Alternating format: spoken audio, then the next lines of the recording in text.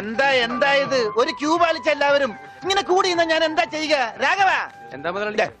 നിന്നോട് പലതവണ ഞാൻ പറഞ്ഞിട്ടുണ്ട് മുതലാളി എന്ന് വിളിക്കരുതെന്ന്. നീ എന്നെ സാറേ എന്ന് വിളിച്ചാ മതി.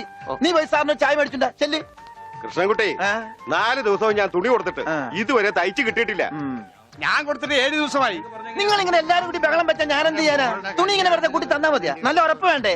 അതിന് സമയം എടുക്കും. ഗ്യാരണ്ടി ഉള്ള സ്റ്റിച്ചിങ് ഇവിടെ. ഗ്യാരണ്ടിയോ? അതെ, 6 മാസത്തെ ഗ്യാരണ്ടി. 6 മാസം കഴിഞ്ഞാലോ? ഗ്യാരണ്ടി കഴിഞ്ഞു. കൃഷ്ണൻകുട്ടി, എനിക്കും അടിക്കണ 2 പാന്റ്. ഓ, ഭാസ്കരേട്ടനും കൂടി പാന്റ് എടുക്കുമ്പം നമ്മുടെ ഗ്രാമം പാൻസിന്റെ കാര്യത്തിൽ സമ്പൂർണ്ണ സാക്ഷരത നേടും. ഇതെന്താടാ പാന്റ് നീ വാടകയ്ക്കും കൊടുത്തു? അതെ, അടുത്തുള്ള ഗ്രാമത്തിൽ നിന്ന് ആരെങ്കിലും കല്യാണം മറ്റോ വിളിക്കാനായിട്ട് മുണ്ടെടുത്ത് വന്നാല് ഇവിടുന്ന് പാന്റ് എടുത്ത് അവർക്ക് അപമാന ഭീതി ഇല്ലാതെ നടക്കാം. മണിക്കൂറിന് 10-75 പൈസ. എന്താടാ 75 പൈസ? അത് അലവൻസ് ആണ്, വാഷിംഗ് അലവൻസ്. നീ കൊറേ നേടുന്നുണ്ടല്ലോ. ഇത് റോൾഡ് ഗോൾഡാ. അളവെടുക്കട്ടെ? നിക്കല്ലേ. ഒരു പാന്റ് അടിക്കാൻ എന്താടാ കൂലി? കൂലിയല്ല, ഫീസ് 150 രൂപ ഉള്ളൂ. 150 രൂപയെ? ഞാൻ ഒരു 50 രൂപ വരും. അയ്യോ, 50 രൂപ ട്രൗസർ അടിക്കാനേ പറ്റുള്ളൂ. ട്രൗസർ മതി. എന്നാ അളവെടുക്കട്ടെ? ഇതെന്താ? ട്രൗസർ ആകുമ്പോ വള്ളി വേണ്ടേ? വള്ളി വേണ്ട, വള്ളിക്കുള്ള തുണി തയ്യില്ല. ആണോ? അപ്പൊ ഇവിടെ എടുക്കാം. ഇറക്കം ഇത് മതി. അരയിഞ്ച്. അല്ല, ആ ചെരുപ്പ് വരെ ഇരുന്നോട്ടെ. ചെരുപ്പ് വരെ അല്ലേ? അല്ല, ചെരുപ്പ് വരെ ആകുമ്പോ അത് പാന്റ് ആവൂലേ? പാന്റ് വേണ്ട, ട്രൗസർ. ചെരുപ്പ് വരെ നീളമുള്ള ട്രൗസർ. ഇറക്കം കൂടാൻ നേരത്ത് 2 മതി. പാന്റ് ഒന്നുമില്ല.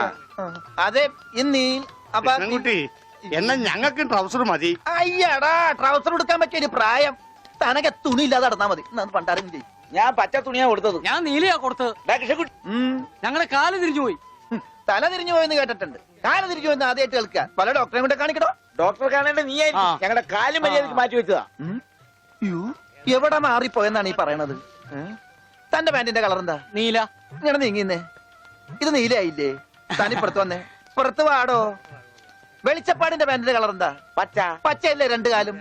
എന്താ പറയണം? നടക്കുമ്പോ അങ്ങനെ അഡ്ജസ്റ്റ് ചെയ്താ പോരെ? ശരിയാ, പോ ചെല്ല്. മിസ്റ്റർ പ്രഭാകർ, നിന്റെ ആന ഒരു ദിവസത്തേക്ക് വേണ്ടി വരും എനിക്ക്. എന്റെ പുതിയ കടയുടെ ഉദ്ഘാടനത്തിനാ. ഈ ആന ഉദ്ഘാടനം ഒന്നും ചെയ്യില്ലേ? വല്ല മന്ത്രിമാരെ കൊണ്ട് ചെയ്യിച്ചാ പോലെ. അയ്യോ, എനിക്ക് ആ കട കൊണ്ട് ജീവിക്കാനാ, അടച്ചുപൂട്ടാനല്ല. നീയൊക്കെ പാന്റ് അല്ല എന്ത് തന്നെ കൊടുത്താലും ഈ നാട് ഡെവലപ്പ് ആവില്ല.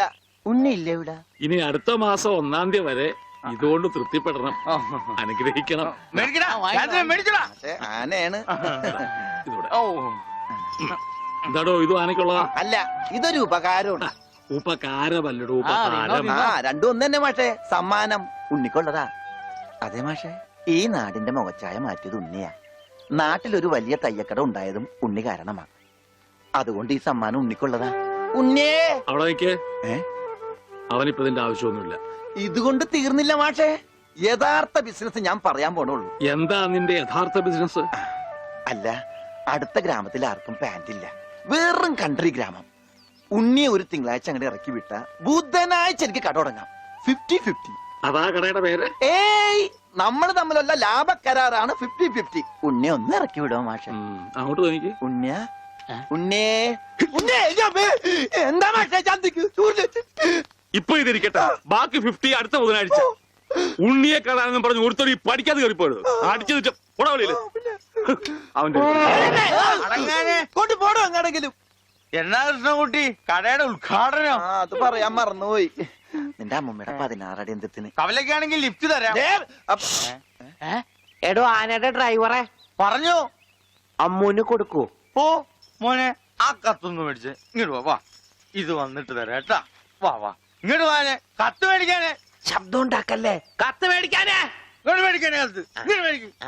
ആ മേടിച്ചോ? മേടിക്കാനകത്ത് അങ്ങനെ. അതെ, ഈ തുമ്പിക്കൈയിൽ വെച്ചിട്ടേ ഈ ലഡു ഒന്ന് അവന് കൊടുക്കാൻ പറഞ്ഞ. തനിക്കല്ല, അവന്. ഉണ്ണി ഈ ലഡു അവന് കൊടുക്കാനേ.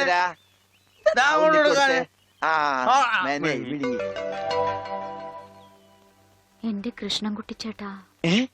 എനിക്കായിരുന്നു കത്ത്. കത്തിലുള്ളതല്ല, ഞാൻ പറഞ്ഞതാ. ഇത് മുഴുവൻ ഇംഗ്ലീഷിലാണല്ലോ. ചിലപ്പോ മലയാളത്തിൽ എഴുതിയപ്പോ തെറ്റിപ്പോയതായിരിക്കും. ഇതെങ്ങനെ വായിക്കും? ഒന്ന് വായിച്ചേ. തന്നെ ഇത്രോ? OHMYDEAR.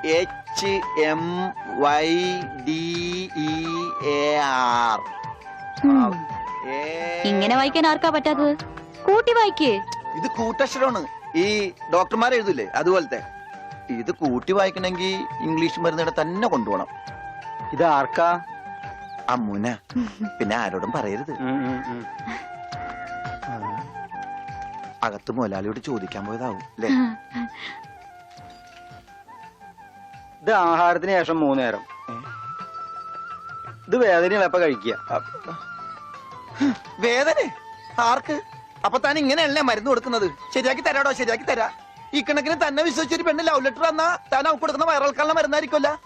വന്നേ വന്നേ.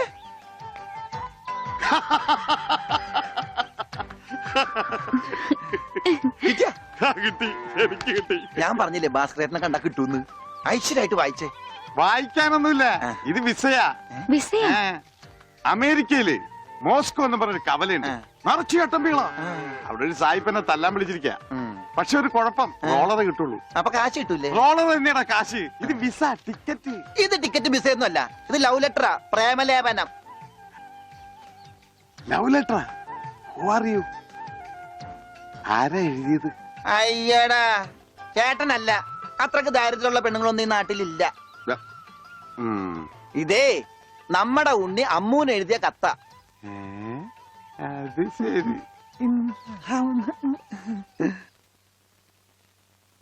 What A beautiful love letter. ഒരു കാര്യം ഉറപ്പായി, അവൻ പഠിച്ചിട്ടുണ്ട്. പ്രേമലേഖനം എഴുതാനാ? അല്ലടോ, വിദ്യാഭ്യാസമുണ്ടെന്ന്. ഓ. നോക്കൂ, ആ.